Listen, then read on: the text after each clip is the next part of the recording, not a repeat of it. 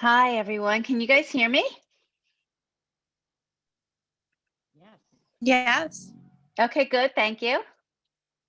I'm just admitting people who are coming in.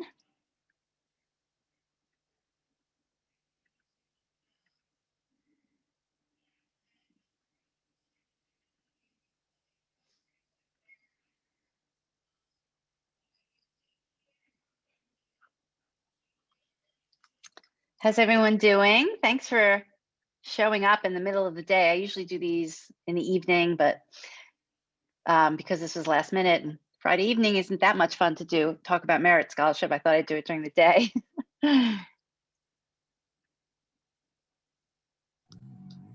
Okay. Thank you for having it. Yeah, no problem. I did a few of these in the fall, and obviously a lot more families with high school seniors attended then, and I'm going to be doing more of them going forward because now families with high school juniors need to be more aware, and if there are even kids family, if there are even anybody here with sophomores, that's even better. So it would be nice, I don't know if you mind just putting in the chat kind of where you're from and what year your student is. I'm assuming a lot of people here have students with juniors, but if you have a student from another year, that's fine too.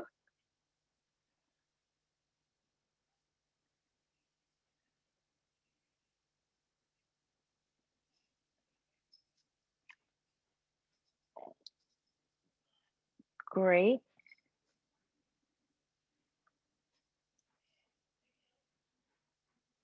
Great. So I will say, I mean, and Brian, you are welcome to stay. But this presentation is geared more towards families with students who haven't applied to college. So these are merit scholarships that the colleges award. They're not private merit scholarships, which I can explain what the difference is. But just I just wanted you to know ahead of time. Okay, so I'm going to switch to a presentation. And if you guys, because it's a small group, we have like 29 people. When I switch, because I'm doing the presentation in PowerPoint, I can't always see all of your questions or chats. I am perfectly fine because it's a small group. If you guys want to unmute yourself and kind of say, hey, Debbie, I have a question, or can you pause for a second? That would just help me so I don't have to go back and forth and look at the chat, which I will, but it will help me stay within the PowerPoint. Okay, so let me pull this up. Oh, and maybe before I do that, I'll just give you a tiny bit of background on myself and kind of why I focus so much on merit scholarships. So, and hopefully, I'm assuming a lot of people, you know me, maybe you get the newsletter, or it's college newsletter, or you're in the Paying for College 101 group, or maybe you just saw this on Facebook. All those things are fine. My background is I actually worked in financial services for many years. I worked for companies like Fidelity Investments and Vanguard, and then I actually moved and worked in the credit card world for a while. And then I took time off for my own kids. I've got 3 kids, but I came back to the corporate world because I was asked to do some consulting work for a student lender. And when I got involved in student loans, I could just see, as we all know now, it's a mess. And what was interesting is that the lender who I was consulting for wanted to do more wanted to do more marketing towards students. And I kept saying, why are you marketing to students? You really need to be helping parents understand this process because, like we all know, parents are really going to foot the bill. So anyhow, they didn't want to do that. And so that's how I got involved in this space. And the deeper I got involved, I realized that helping people pay for college wasn't just about student loans. It wasn't just about, your savings. It was about managing the whole admissions process strategically. And the most important part of the process is creating your students' list and the research that needs to go involved in it, into creating the list. And if you're a family, which I'm going to guess a lot of the families here are where you're in that no man's land of you're not going to qualify for need-based aid. You don't necessarily have all the savings, which a lot of people don't, to pay for college. You need to find some other way to lower the cost. And the best way to lower the cost is to be strategic about the schools your student applies to and find the schools where it's a strong match between your student and the school, and that school is willing to offer your student merit scholarships. And that process of researching isn't unfortunately easy, although I'm going to show you that we've created a tool to make it easier. But that is the crux of the admissions process is the research and the creating of the list. I actually even have an article that we just published yesterday, which is called "Why Is It So Difficult to Find Merit Scholarships?" And it's actually an excerpt from a book that just came out this week. I don't know if you guys have been seeing it on Facebook. It's the author is Ron Lieber. He's a New York Times journalist, and it's called "The Price You Pay for College." And Ron actually has been a part of the Paying for College 101 group for several years. He's gotten a lot of his material for the book from the group and just interviewing families. Anyhow, it's a good book. We're going to be interviewing him on Sunday, but a lot of what he talks about in the book are things that I'm going to tell you about today. So with that, I am going to switch. Oh, someone said they're on chapter 4. I love it. Yeah, that's great. It's a great book. Chapter 4 is just the beginning, or maybe actually chapter 4 is, I think, that's so funny you said that, Ken. Chapter 4 is the excerpt that we were allowed to take from the book, and that's the article that's on our website about why is it so difficult to find merit scholarships. So you are in the meat of the stuff that we're going to talk about today. Okay, and I will send a link. This is recorded. I'll send a link to the recording. Probably won't get to it till the weekend, but we always record everything, and we'll send out the link. Okay, now I am switching over to my PowerPoint. So if you have questions, please unmute yourself and ask.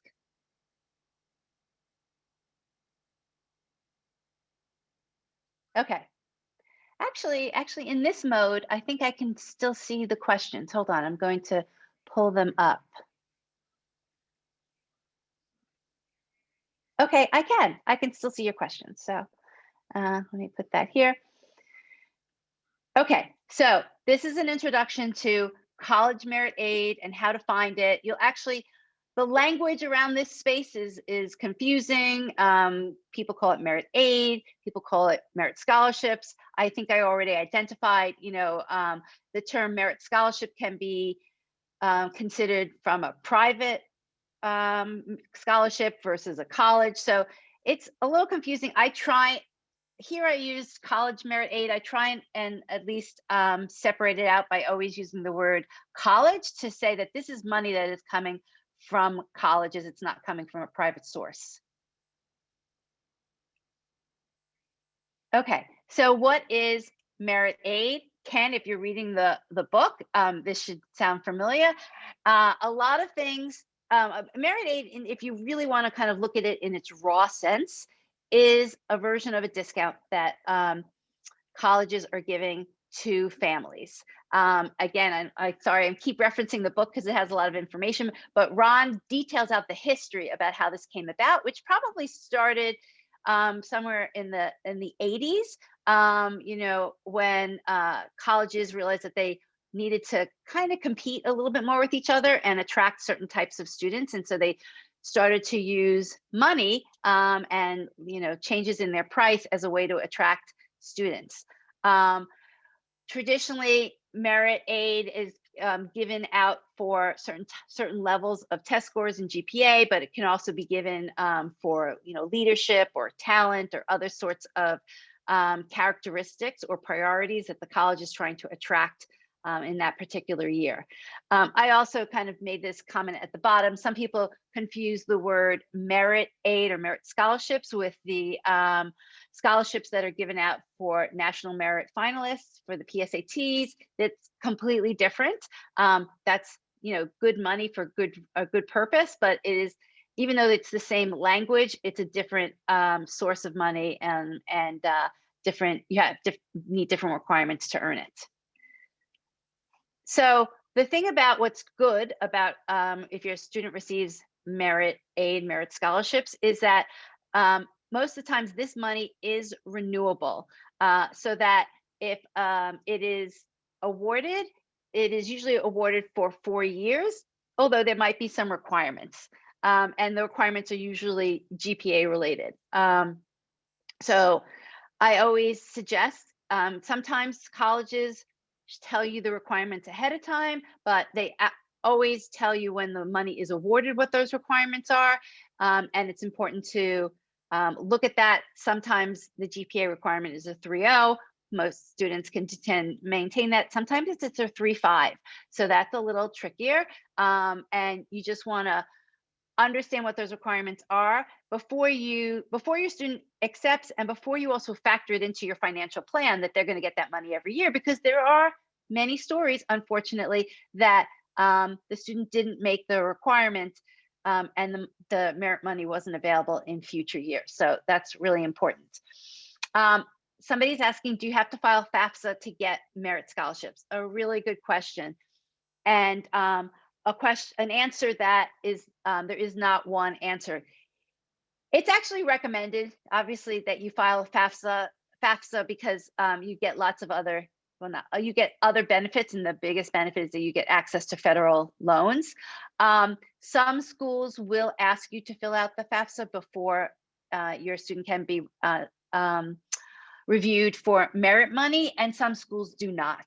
So it's a school by school decision. I will give you the reasoning why I've heard that some schools ask you to fill out the FAFSA is that they actually want to make sure that, or they want to see if the family is eligible for need-based aid. So if you're eligible for need-based aid, they want to give you that money maybe before they think about giving you merit money. So that's why they're usually asking you to fill out the FAFSA. They're not tying the FAFSA to whether your student is eligible for merit money. They just want to see if there's other money that your family might be eligible for. So, but it's an important question, and definitely one to ask, or make sure you know what the school is requiring.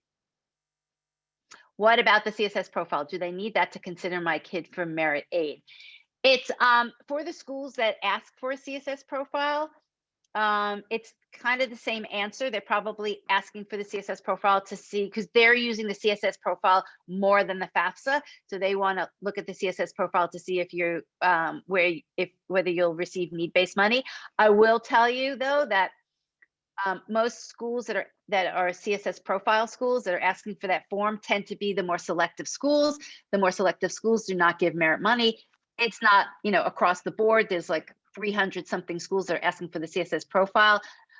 Some of those schools are still giving out merit money, but a good handful of them do not give out merit money. So again, I guess my answer to that would be you definitely need to know from the school itself whether or not they need to have the CSS profile filled out before they'll consider your student for merit scholarships.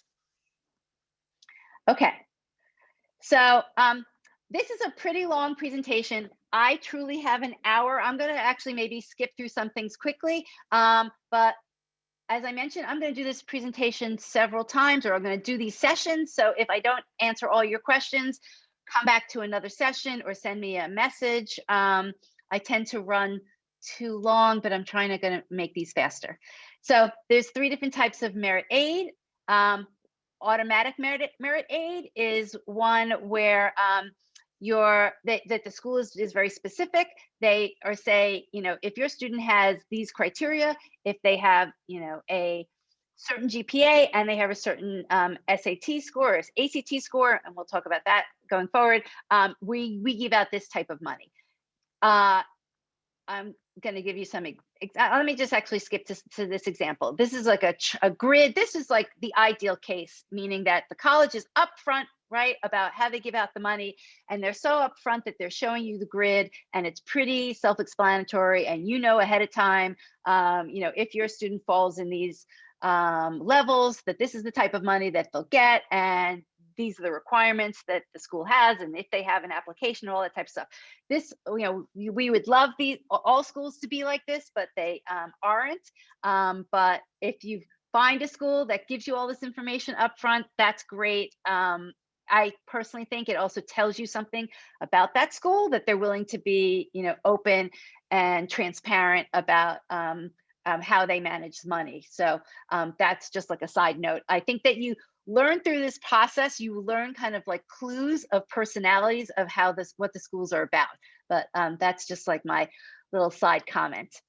Okay, so that's automatic merit aid. Competitive merit aid means that there's usually a deadline of when a student has to apply, and that they'll have to fill out a separate application. So this is really important to find these things out up front, because not all cases, but in a lot of cases, the applications for merit aid, if a college is asking for a separate application and has a separate deadline, sometimes that deadline is earlier than normal. And it could even, for example, I'll just give you like USC, University of Southern California, their regular deadlines are January 1st, but if you want to apply to merit or for any merit scholarships, the deadline is December 1st. So, and that they're not unusual. A lot of schools have those separate deadlines. So it's important to check out the school website. These are great questions. If it's not clear on the school website, these are great questions for your student to be sending to the admissions rep, to ask more information about, what's the deadlines? Is there a separate application? It's not clear from your website. What's the criteria? All important information to know. So somebody's asking, is the MSU chart example, what does information on the horizontal denote? Okay, so let me go back to that. Okay, so this was Michigan State University. This was actually from on their website right now. So on the horizontal, it's showing you the SAT and ACT ranges that they give money for, and across the bottom, actually, like, Looks like GPA.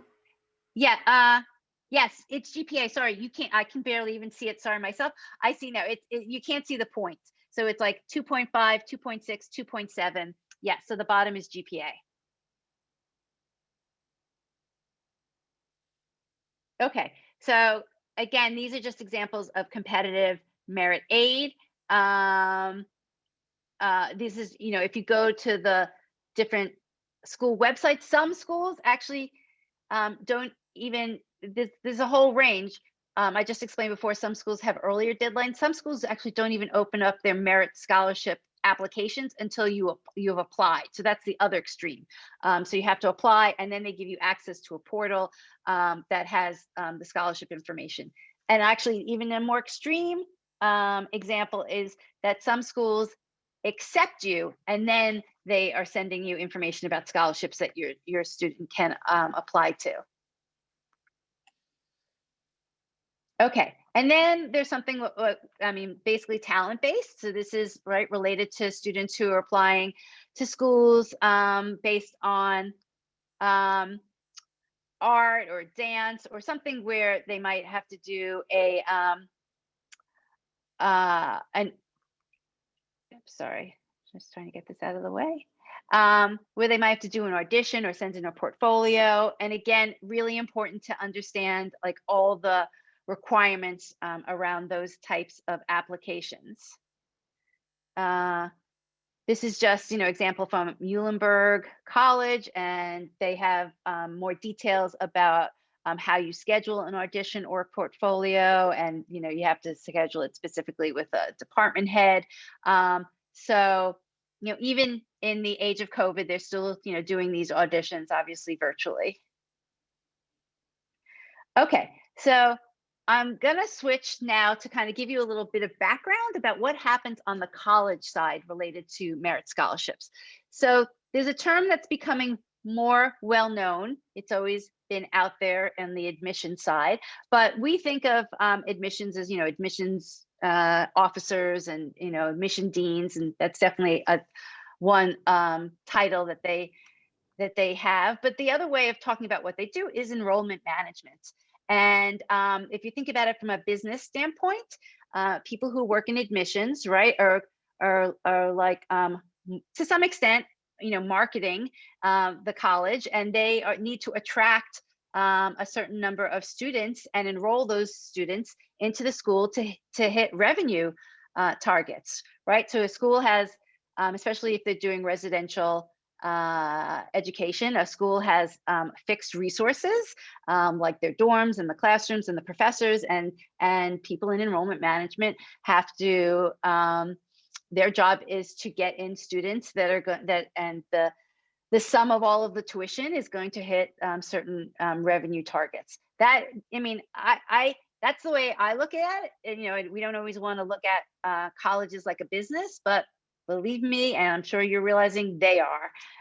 And so when you start to understand their business psyche, you have a better understanding of what happens with merit scholarships, or kind of how the system works.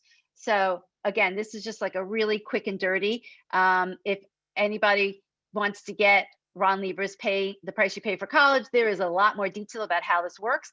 I'm just highlighting two companies here that are companies that colleges tend to work with.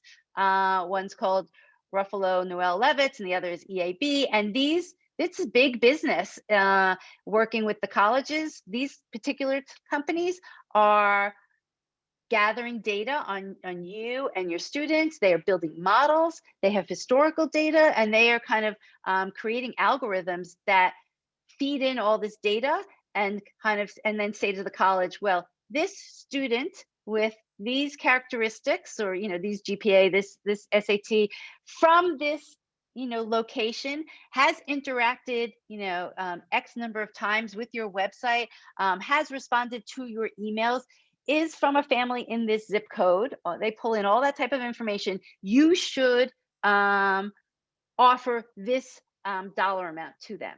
So it doesn't feel good to know that that's going on, but it is. And I think that people need to know that that is the business that is going on behind the scenes of the colleges and the consultants that they work with. Debbie, I have a question about Raise Me. So last year, my daughter graduated and we had applied to Whitman. And I think their merit scholarships are typically $18,000. And I know you had some concerns about Raise Me. And I'd forgotten that I'd actually filled it out, and they actually added that amount to the merit scholarship when they awarded her. So I was kind of wondering what your concerns were. Sure. And do you remember how much they added? About $7,000. So it was a $25,000 package. That is excellent. I'm really happy to hear that. And I'm actually going to write that down, that I was Whitman College. So here are my concerns, but I'm really happy to hear that Whitman gave your daughter the money in addition to the merit scholarship. So for people who aren't familiar, Raise Me is a platform. They started something several years ago called micro scholarships, where they incentivize, in a good way, students to do little things along the way and to fill that information out on their platform. And then schools have agreed that for different activities or different things that students do and then share in the platform, that they will get these micro scholarships. So honestly, one might be like, taking the SAT and telling us your scores, or telling us all the different extracurricular activities you've done. And each one has a different, one is actually filling out Fafsa, and you'll get $1,000 micro scholarship. So the thing that bothers me a little bit is that it is not clear that it really is a marketing platform. So Raise Me is encouraging students to do certain activities. That's great. That information is being collected and it is being sent to colleges. So they, it's another vehicle for colleges to be marketing their schools. The thing that actually bothered me even more is that these micro scholarships, well, first of all, you will only earn the micro scholarship if you're accepted to the school. And then a lot of schools, and it's good to hear that Whitman is not one of these schools that do it, but honestly, the majority of schools do not, quote, stack the micro scholarship money. So in your case, you said you got an additional $7,000 offer, in addition to being offered $18,000. Again, that is great. A lot of schools will have given you the $18,000 and said that the $7,000 was included in that $18,000. So the issue that I have is that your student are giving all this information to Raise Me, which gives it to the colleges, and you're not really benefiting in the end because you get the money, the same amount of money that you would have gotten if you had just applied directly. So that was my issue. So my little hack around that, to tell you the truth, is I tell students or parents that to not fill out Raise Me until like a week or two before your student's going to send in the application, because you only get the money, the micro scholarship money, if you fill in the information and you follow the school before you send in your application. So you can kind of do all of that like 2 weeks beforehand, and then they would never have the benefit of all your information for their marketing purposes, but you have the benefit of potentially getting the micro scholarships. And in the case of Whitman, they stack the money, which is great. But so anyhow, that's just a little workaround. Okay, let me see these questions about Raise Me. So is Raise Me specific to colleges, or can you just create an account for your high school student?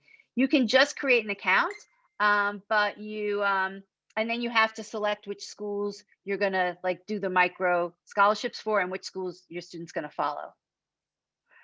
So, and you can go to the, honestly, the Paying for College 101 group, just type in Raise Me. A lot of people have discussed it.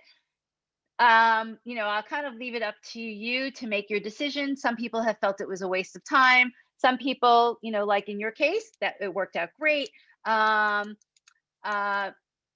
guess you're gonna have to make your own decision. I'm just telling you my opinion. I just don't like companies that aren't straightforward about the information they're collecting and the purpose of why they're collecting the information. And honestly, I've had that discussion with the founder of Raise Me. If they had just been transparent about it, I would have been fine. I just don't like that they weren't transparent.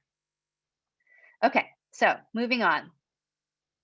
So how do you find merit aid? I think the fact that all of you guys are here is a great, more than a first step.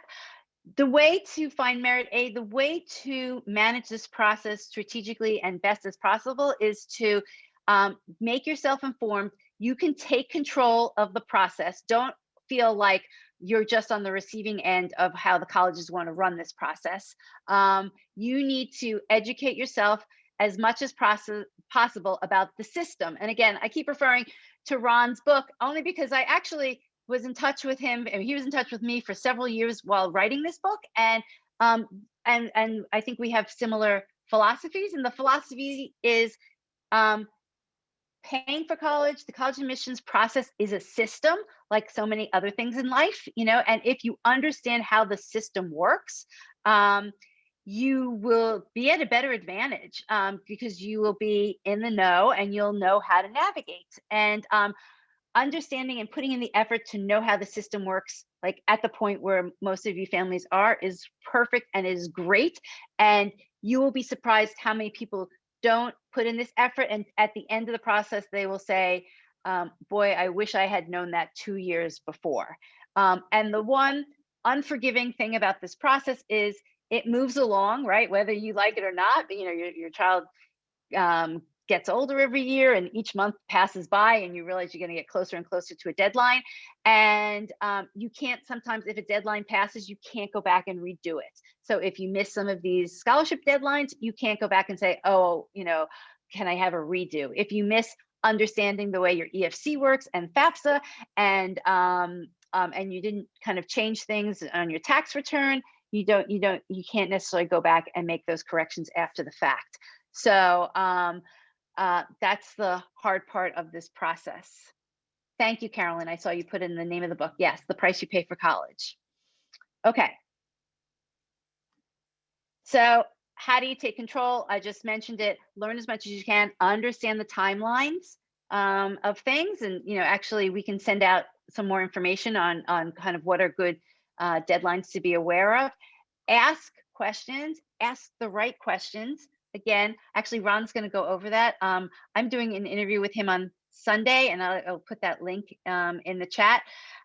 He's so big on asking questions. If you do not get, and I am too, if you do not get an answer, if you don't see the information you need or want on a college's website, if you don't hear about it in a virtual presentation these days, there is nothing wrong with having your student email the admissions rep with the specific questions, with you calling up, financial aid or the college office, to find out, the admissions office, to find out more information. And things like the information I'm talking about is related to, it could be related to anything. It could be related to financial aid, how the financial aid works there. It could be related to, you don't see information on how the career office works, and you want to know more about if students really get jobs with these majors at the, in these types of fields.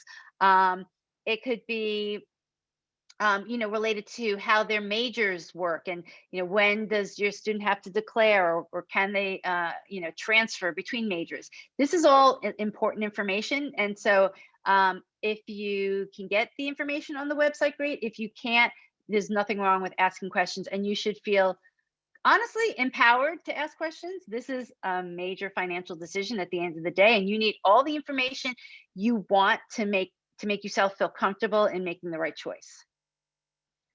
So should the student be calling, or the parent? It depends a little bit on the question, but as much as possible, I would actually get your student to do this asking. It's a great lesson for them. It's a great way for you to kind of show them, how to navigate a kind of a complex system. And the more that the college hears from your student, the better. So if a lot of this can also just be done in email. So, you can help them craft the email. There's nothing wrong with you helping them to write that, but let the emails come from them, particularly to the admissions rep. That's a great way to start to create a relationship with them. Okay, so Ken's asking, what is the early data from 2021 on test, optional, and merit? That is such a good question, Ken, and I wish I had the answer. I don't think we have enough of the data rolling in yet. I will say at a high level, some people have said, particularly at the public schools, that they're seeing less aid, which makes sense. The public universities, their budgets are going to be much tighter. And they just don't have the latitude that a private college does. And even this was before COVID. We always tended to see, less merit money from a public institution than a private college or private university. So, but people have confirmed that they are seeing, less money from public universities. I don't know if we can kind of make a statement yet about private schools yet. I think, and I'll tell you why. The reason we won't really know is until May, is because there's a whole process, which is starting now for families with seniors, called the appealing financial aid and merit scholarships. So people are starting to get their offers, and some people are going back and saying, I've had financial changes, and so that's why I might need more money, or my child got accepted to another school, but your school is their first choice and the other school gave us more money. So there's a lot of shuffling of money that's going to go on between now and May. And I also think that as the numbers bear out for the colleges, meaning the closer they get to May 1st, which is the official decision day where students have to make acceptances, then the colleges are going to start to see what their yield is, meaning how many of the students that they accepted actually, accepted them. And if schools are getting nervous, then they might start offering up more money. I know you've probably seen in the news a lot about the number of applications has skyrocketed at schools. I mean, gone crazy at some schools. I don't have the numbers in front of me, but I think like, MIT saw over 100%, increase in the number of applications. And that's true. I think that the schools that had that floodgate effect of applications were obviously a lot of the elite schools that students felt because of test optional. Yep, that somebody's saying that students said, okay, why don't I just apply to this school because I don't have to give them my test score. And actually, if looking more carefully at the numbers, the number of students applying declined. I don't have the number right in front of me. I'm going to say it was somewhere like maybe around 10% or 8%. So the number of students actually who are applying declined, but the number of applications out there increased. So you can only imagine if like the number of students applying declined, but the applications increased the way they did, that students, and I don't have this number and it's an exact number yet for this year, but if students normally apply to like, 10 colleges, per student, or 8 or 10, they're probably applying close to 15. So they're doing a lot more applications, which is basically just flooded the system. And again, yep, somebody said, yeah, the UC systems have exploded. And so how this relates to merit, I'll give you my hypothesis. And again, I don't think we'll know this until May, that the elite schools never gave out merit money anyhow. So it's not going to make a difference to the money that they're giving out. They're giving out, need-based aid. And I think that's really where a lot of these applications have exploded. But where it will impact aid is maybe the other, like the second or third tier schools, if you want to call them that. And I don't like to always kind of put schools into tiers, where applications have not exploded. They might be getting nervous that they're not going to get the yield that they want, and those schools might have to actually start giving out more money to get the students to accept there. So I think you might actually see in some pockets that there's going to be more merit money from certain types of schools to certain types of students. And then the other thing that you're starting to see is that colleges are trying to get students to make this decision earlier. Like, if they've been giving out acceptances starting now, that they're trying to pressure students to make the decision in the next few weeks and not wait until May 1st. And again, this is to the advantage of the college. The earlier the student accepts, then the faster the college will know kind of where they stand in all of this. And I'll give you a quick example that somebody emailed me the other day. They were asking, they were asking, their student had been accepted to their top choice. They had gotten a merit scholarship. They had actually appealed twice, and they had gotten a little bit more, but they wanted to know but it still wasn't at the number that they wanted, and they wanted to know if they should appeal a third time. And so I gave them some advice, but the advice is really honestly to hold out. The longer you wait and you don't accept, then the more nervous that the colleges are going to get. So, okay, let me see some of the questions. Is this hypothesis for the class of 2022? I think my hypothesis that I was just giving you was actually for this current year. We'll obviously be able to make better predictions after we see how this full current year has finished up. But my hypothesis for the 2022 year is it's going to be somewhat similar, because schools are now starting to announce that they are going to continue their test optional status. So I think this whole test optional, though, is in some ways good, is in some ways causing its own issues that maybe we could have foreseen, but there are issues that weren't there before. I think having test optional is absolutely going to increase applications at those sought after schools, more so than ever before. And it just kind of creates an uncertainty for some students to say, should I be sending in my test score? Should I even be taking the test?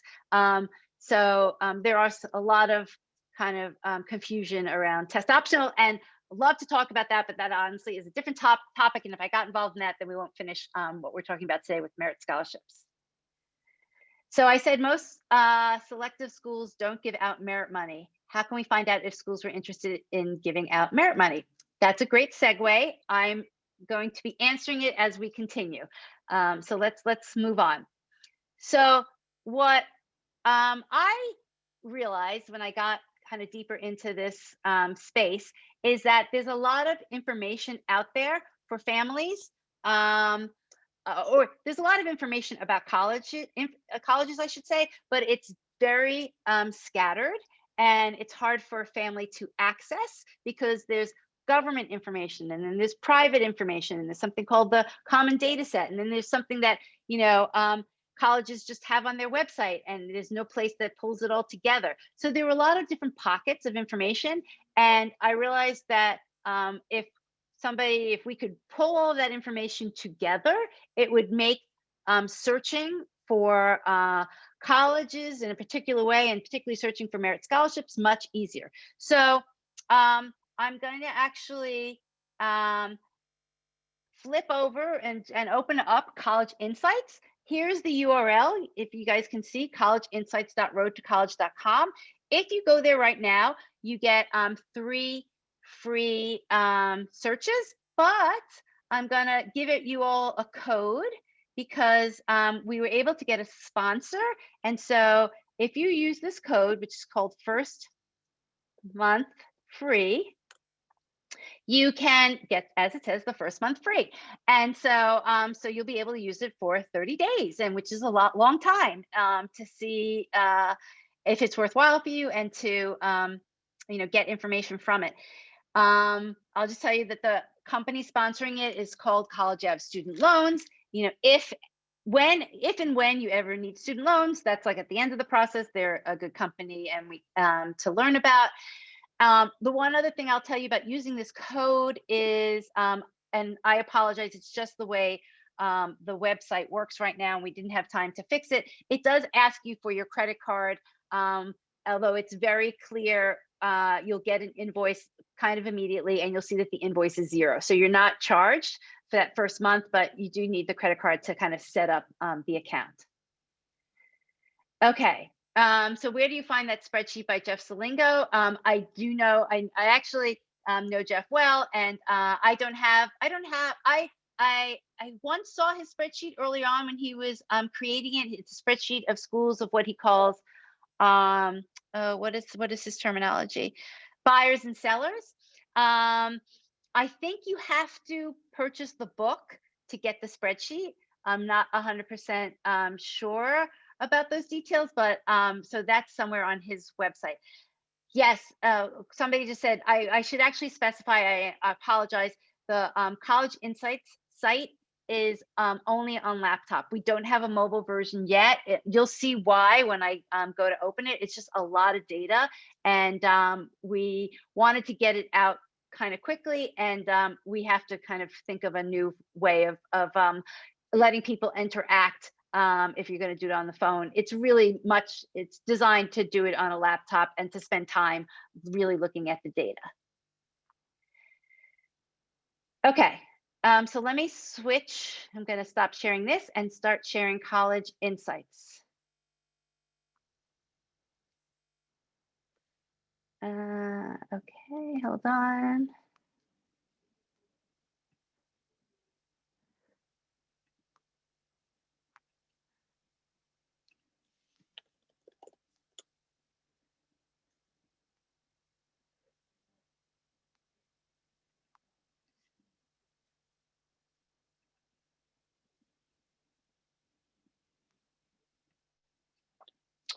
Okay.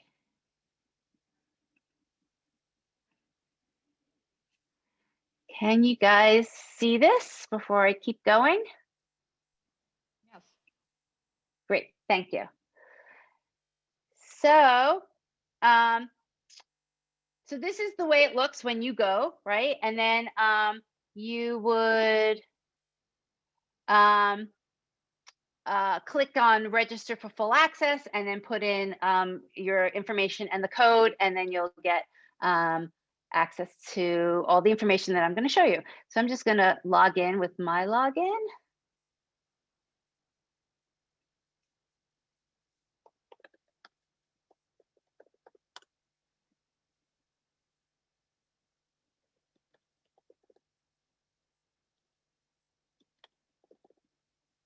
Ah.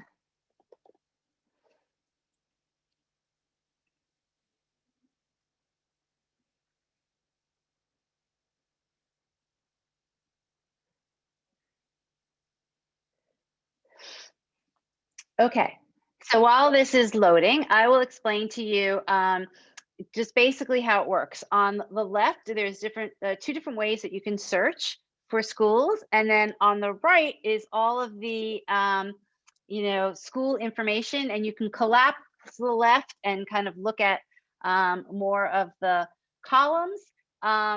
This is what I would call our first version. So there are definitely improvements, and I love it when people send me comments and say, I wish you could do this. I'm all for that. So feel free to email me improvements. I know that there are many we can make, and I'd like to hear your feedback. But I'll tell you how it kind of runs right now. There's, as you can see, I'm scrolling to the left. There's probably like 30 columns of data here.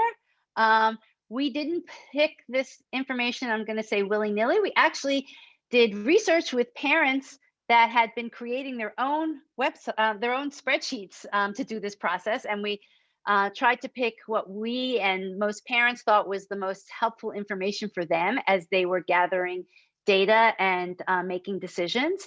I've had so many people who have created their own spreadsheets and then looked at this and said, oh my God, I wish I knew it about this, because this would have saved me hours of kind of finding the data on my own. And I could have just found all the information here. So hopefully I am saving you guys hours by you guys knowing this ahead of time if you haven't actually gotten deep into the search process yet.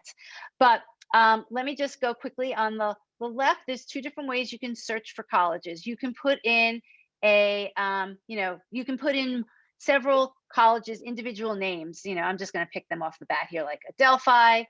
I could, put in Drexel.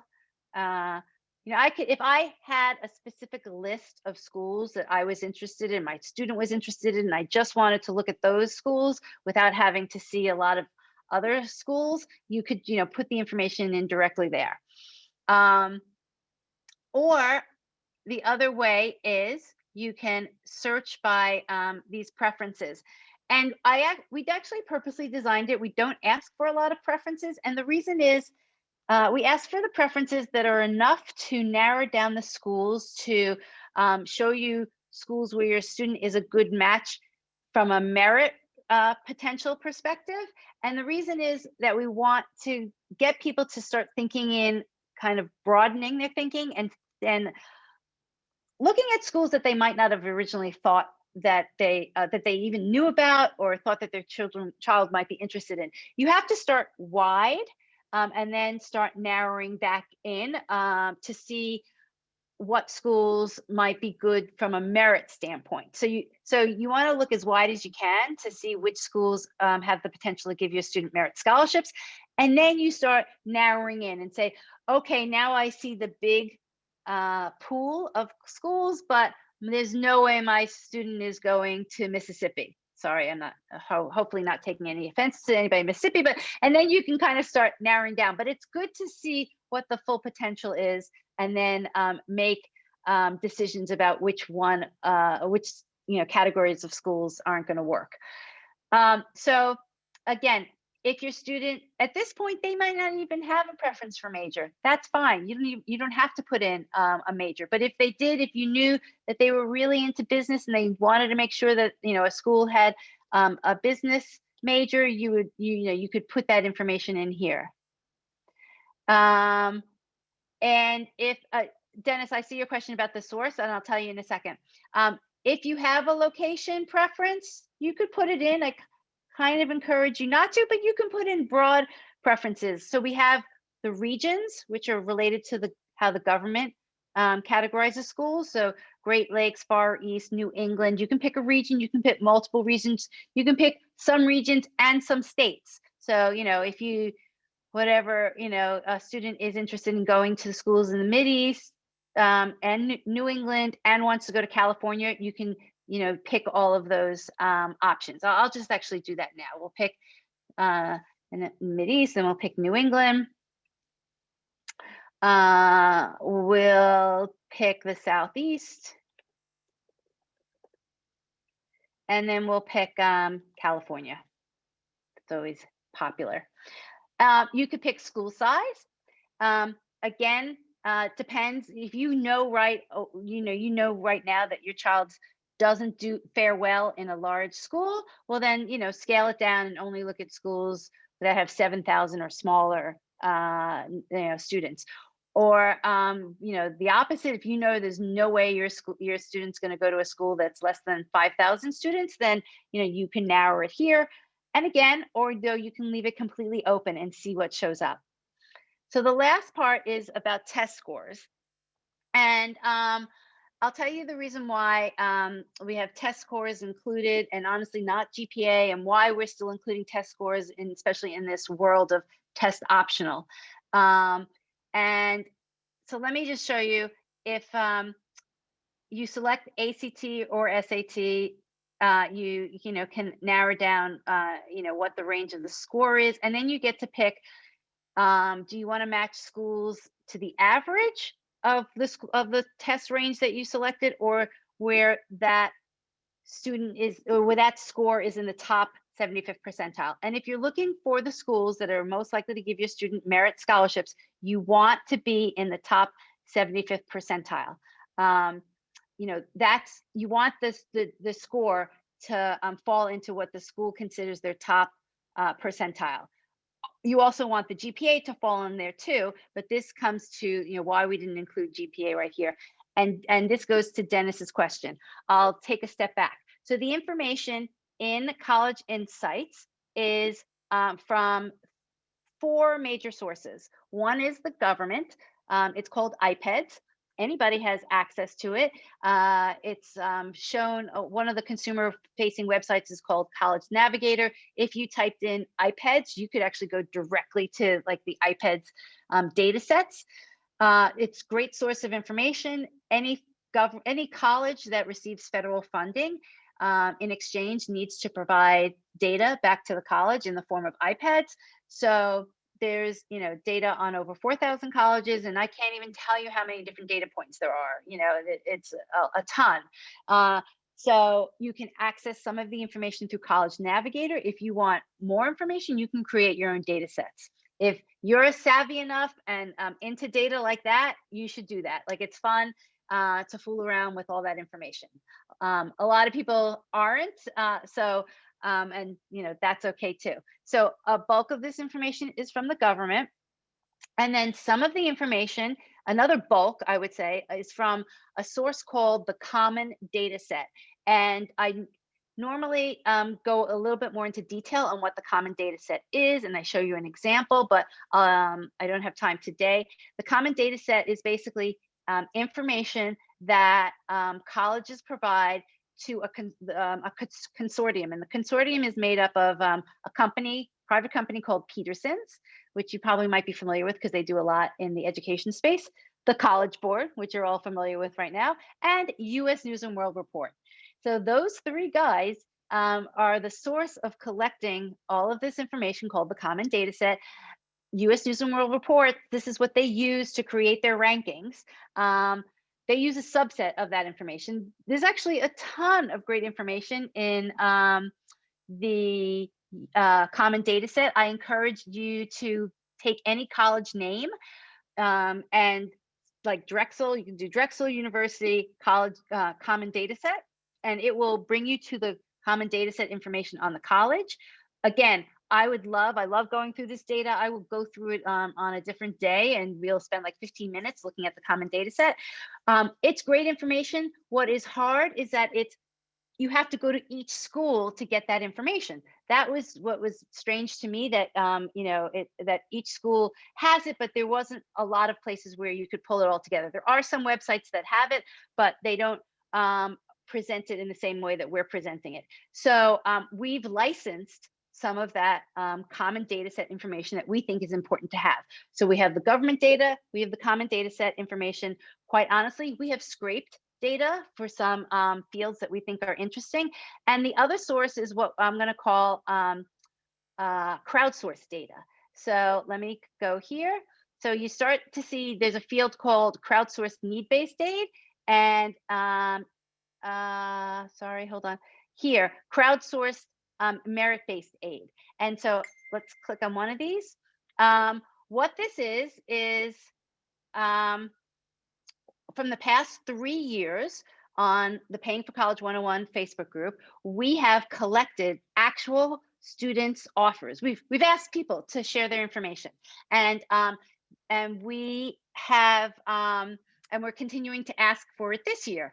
So going back to people's questions about like what's this year going to turn out to be, we don't know yet, but we'll have the data and we'll see, if we can now start to compare what colleges are going to give are giving out this year, what they gave out last year, what they gave out the year before, and kind of are there changes and are there trends? And so this is actual crowd-based information, and you can go in and see for an individual school what the student was offered, and we break it out need-based versus merit. So, and then we also kind of show you for different EFC ranges, because that might be a factor in why they receive certain money. So depending on where your family sits, financially from an EFC perspective, what state you might be from, what your student's GPA is, what their SAT is, these are all factors that might be impacting how much merit you have. So those are the three sources. So let me give you a quick example before we have to finish up. So, okay, and let me finish with my explanation. The reason why we are showing or asking for SAT and ACT and is because what the information that's being presented here is like the most up-to-date information, but it's still historical. It's from last year, right? We don't have this year's information because all of that doesn't get pulled together until the summertime. So this is based on last year's information, and last year students took the SAT and ACT, and last year that was honestly the primary way that schools gave out money. So that's kind of the only, like the best information we have to go off of. I do have in here GPA information. Let me show you. Average high school GPA information. And again, it was an important piece of information for colleges, but it wasn't as important as the SAT, ACT in terms of actually collecting data on it. And so the reason why we didn't use it for this year to be filtering is because a lot of schools didn't provide that information. If you can see, wherever there's a dash, it means that the school didn't provide the information. So there's more holes in the GPA information than there is in the test score information. So that's the philosophy behind why we are still including the test score there. And if your student has not taken an SAT or ACT, again, completely understandable. You might have a sense maybe from some sample tests that they've taken where they fall. You can also, and I'll send this in a follow-up email, I'll give you some links to charts that will convert. If you know your student's GPA, it will give you a range that most students with that GPA tend to score in this range on the SAT and ACT. And you can use that conversion in this filter if you want. You don't actually have to put in a score range, but it is helpful. So I'm just going to do a quick sample. Let's just say the SAT is, I'm going to do the range of 1200 to 1400. Again, you might not have a specific score. You might just put in a range so that you see what schools fall into that range then and might give out money. Okay, so now we're going to hit search. Oh, let's see, sorry. Oh, there we go. Okay, so if you remember here, let's open it up. I think, yep. So I picked certain locations, Mideast, New England. I picked those locations, and I said for students that have a 1200 to 1400, that what schools will place that student in the top 75th percentile. And so this is the quick results back. So it's telling me that there's 261 schools that fit that requirement. We did some quick filter tabs or sub tabs, whatever you want to call them, on top. So if you wanted to see, of the 261 schools, 210 of them are test optional. And that's actually the one field that we're going to continue. As we speak, we're kind of gathering the new information for the 2022 season about who's continuing to be test optional. Of those 261 schools, 258 of them give out merit scholarships. 256 of them give out need-based aid. 79 of them are early decision, where your student can apply early decision. 82 of them, your student can apply early action. And then the favorites column is if you choose to favorite a school and you just want to come back later and just look at the schools you favorited, that's what you'll find there. So I'll just show you one other quick field so that you can go into the merit scholarship information. And again, another time I'm going to go through all the other fields because I do think they're very helpful. That's why we've included them. But if you're looking for merit scholarship, these are the most important columns, starting with freshmen without need receiving merit aid, average merit aid for freshmen without need, different merit categories that they give out, and then the crowdsourced information. We've taken the common data set information and done some back-end calculations to give you this information. So the way to read this is, I'm going to go through Adelphi. So Adelphi is telling me that 26% of their freshmen, that the freshmen that they have on campus that have no need are 26%. So, sorry, if anybody can mute, that would be helpful, because I hear This is somebody. Plains height adjustable benching. Sorry. Okay, so this is so that's the way you read it. It's up against a wall. Yep. So it feeds down in that. Tony, sorry, Tony, I think if you can mute yourself. Thank you. Okay, so this is saying that at Adelphi University, 26% of the freshmen who attend have no financial need. And then 63% of the freshmen who have no financial need are receiving merit scholarship from Adelphi. And of those freshmen who are receiving merit scholarships, the average amount is $19,000. And then you can go in and look at the crowdsourced information. Oh, sorry, what I just clicked on, sorry, I didn't mean, but that's fine. Is what I just clicked on is we gave you the link if you want to go directly to the website on Adelphi that talks about their institution or their merit scholarships. So that's this column here. So you can go, just again, saving yourself time, you can go directly to the website. And then this last column is the crowdsourced information. So how I can see, how many students, wow, actually, look, Adelphi was giving out more than, I think I just said the 18,000. And in fact, we actually have, you are looking at this year's offers so far. So this is for the school year 2021, 2022, 22. 4 people so far have entered in information, and they're, to your question earlier about what direction is merit aid going in, again, really small sample, four actual offers against a historical average, but all of these offers are above the historical average. Okay, so that was really, really quick and dirty. I do have to cut it short because I have to go to another meeting, but I hope that I at least started to give you like the sense of what you need to learn and understand. If you are a family here with a junior, you have a good amount of time. We're going to do this more often. I would encourage you to start to get your feet wet. Just start looking at the data, start looking at schools, understand what the numbers are telling you. You don't have to have answers yet, but this is just a good way of starting to get yourself into the process and get yourself started, get yourself familiar. Then you'll be more comfortable talking to your student about it. And come July and August, you will be an expert in this, and you'll be teaching friends of yours that have kids with younger students. So that's what I would love to see. Okay. Again, this was so quick and dirty, right? I didn't even put this up. Today's Friday. I didn't even put this up that we were doing this until Wednesday.